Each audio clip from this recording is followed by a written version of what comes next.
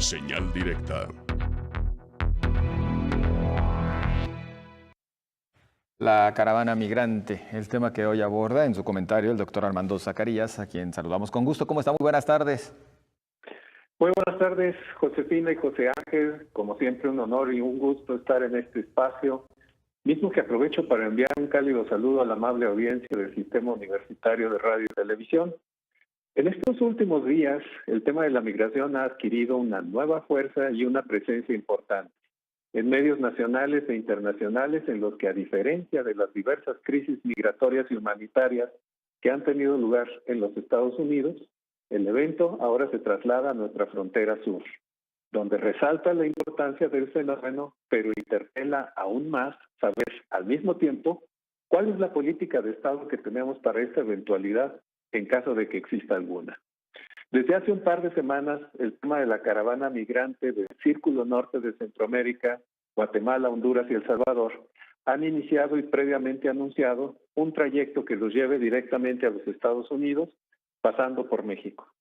La cifra de personas que han decidido abandonar todo cuanto poseían en sus países de origen y comenzar una peligrosa e inenarrable contingencia ha despertado de manera súbita la mirada internacional planetaria respecto de lo que sucede ahora mismo en México, y nos cuestiona a los mexicanos en qué momento se ha generado y cómo un proceso de profundas y complejas motivaciones que, al margen de las conocidas circunstancias económicas que han motivado flujos migratorios, digamos, permanentes no solamente en América, sino en el planeta entero, las circunstancias particulares que han suscitado esta caravana cambian y evidencian una nueva circunstancia económica, política, social y de seguridad de la que nadie se había hecho cargo.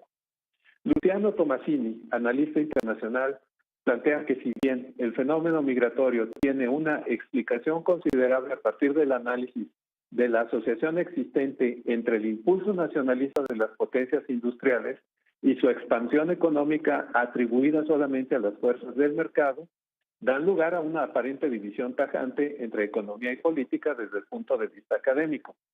Sin embargo, esta separación nunca describió adecuadamente la realidad socioeconómica, especialmente a partir del creciente entrelazamiento que comenzó a darse entre los factores políticos y económicos en el nuevo escenario internacional, agregando a este asunto el de la violencia, que constituye una variable que, ya más que variable, es una constante. El alto comisionado de las Naciones Unidas para Refugiados señaló que para el 2015 había casi 250 millones de migrantes en el mundo. Los migrantes sin documentos fungen como mano de obra barata, jurídicamente vulnerable y altamente explotable. Vale la pena tomar en cuenta al alto comisionado de la ONU, que ha señalado que en 2015, y según estimaciones de la Unidad Política Migratoria de la propia Secretaría de Gobernación en México, cerca de 300,000 centroamericanos transitaron por México con intención de llegar a Estados Unidos. De estos, detuvieron casi a 200,000 personas y se deportaron a cerca de 140,000. Habría que tomar en cuenta también las investigaciones como la de Matthew Tourvier, quien señala que, según los datos oficiales, entre enero de 2013 y abril de 2018, los agentes del Instituto Nacional de Migración detuvieron a 138,362 migrantes centroamericanos menores de edad. 55,000 de ellos tenían menos de 12 años. Este fenómeno complejo y de muy difícil manejo coloca dentro de un esquema no anticipado o pensado con claridad, por una parte, a las elecciones intermedias de Estados Unidos y, por otro, la toma de protesta el 1 de diciembre próximo del nuevo gobierno federal mexicano. En el caso mexicano, la emergencia migratoria se encuentra en una zona gris en la que las autoridades que dejan la administración están a unas cuantas semanas de concluir sus gestiones, en tanto que las entrantes legalmente están fuera de un marco que les permite intervenir con acciones y políticas específicas, y ni unas ni otras tienen una perspectiva pública precisa sobre este asunto. Martí Batres, presidente del Senado de México y militante de Morena, señala que, en congruencia con nuestra historia, debemos mirar desde México la migración hondureña y centroamericana basada en principios de solidaridad y derechos humanos. Si luchamos por el reconocimiento de los derechos de los mexicanos en otras partes del mundo, también debemos reconocer y respetar los derechos de quienes migran a México o transitan por su territorio, es lo que dijo. Por su parte, el presidente electo de México, Andrés Manuel López Obrador, expresó su apoyo a los migrantes que llegaron en caravana y pidió que se garantice su seguridad. Nada de maltrato a los migrantes centroamericanos, mencionó. Durante un acto en Tuxtla Gutiérrez, Chiapas, que realizó como parte de su gira de agradecimiento, dijo que al iniciar su administración podrá dar visas de trabajo a los migrantes, porque va a haber trabajo para los mexicanos y para los centroamericanos en nuestra patria, en nuestro país. Eso es lo que señaló.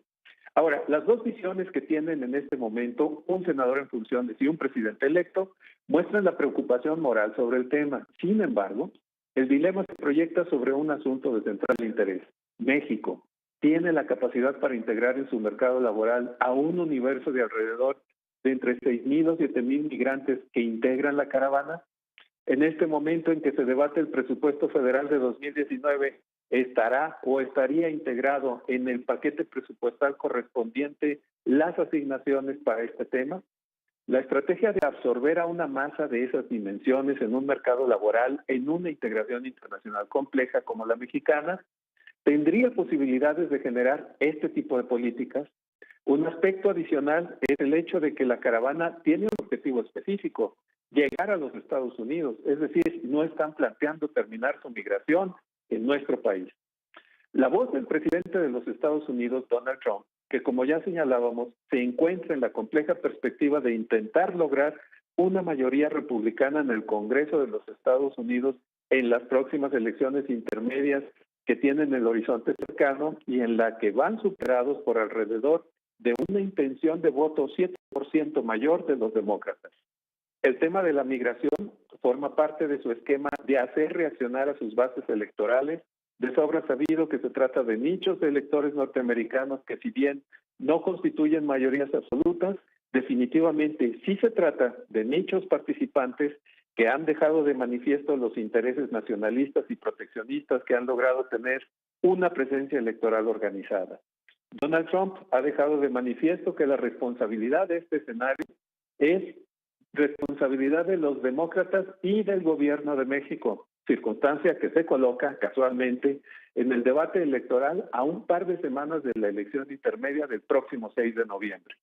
El súbito tránsito en el que felicitaba a los mexicanos, seguido de una iracunda reacción que de alguna forma ya implica el próximo gobierno de nuestro país, el presidente Trump enfatizó que parece que la policía y los militares de México no pueden detener la caravana que se dirige a la frontera sur, evidentemente de los Estados Unidos. Y esto no podemos interpretarlo solamente como un comentario, sino una orden que establece a nuestro gobierno. Los costos de las declaraciones que hay en estos momentos podrían ser las supresiones de ayudas financieras a los países centroamericanos. La caravana migrante plantea importantes preguntas para nuestro país relacionadas con la forma en la que se deben organizar las políticas de Estado frente a los escenarios internacionales. No hemos sabido cuál es la posición de la Secretaría de Relaciones Exteriores, ni la saliente o la entrante.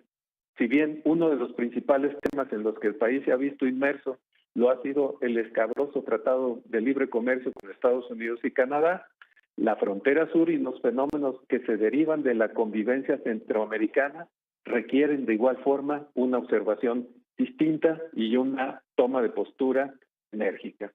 El presidente electo señaló el interés de generar una región económica consistente en América Central que inhiba flujos migratorios como el que vemos en estos momentos. La gran pregunta la vamos a llevar durante algunos meses. ¿Dependeremos para el establecimiento de esas políticas de los resultados electorales en Estados Unidos? ¿Estableceremos el funcionamiento de nuestra tradición de política internacional como un capital para determinar las líneas de desarrollo? ¿La orden de Trump de detener la caravana migratoria la integraremos como política nacional? Así las cosas, creo que tendremos en las semanas por venir diferentes datos e informaciones que nos harán seguir analizando algunas de las aristas de este tema. Josefina y José Ángel, les reconozco mucho este espacio de diálogo con el público y les envío un cálido saludo, así como para la amable audiencia, del Sistema Universitario de Radio y Televisión. Muchas gracias y buenas tardes. Y por nuestra parte, como siempre, agradecidos, doctor Armando Zacarías, muy amable. Muchas gracias. Gracias, muchas gracias a usted también por esta su interesante colaboración. Bueno, pues todo un tema.